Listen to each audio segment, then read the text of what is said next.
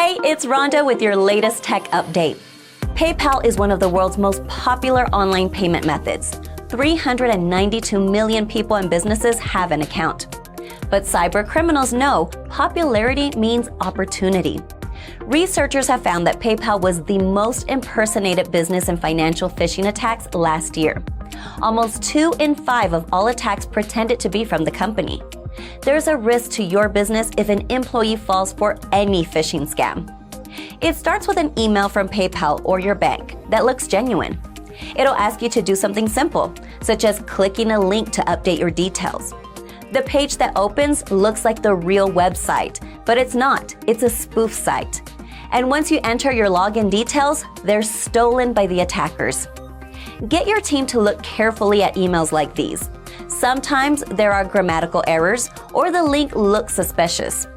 If in doubt, type in the usual website address into a browser and log in that way.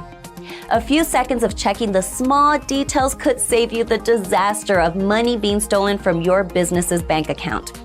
If you'd like us to review your defenses against phishing emails, get in touch. That's your tech update. More next week.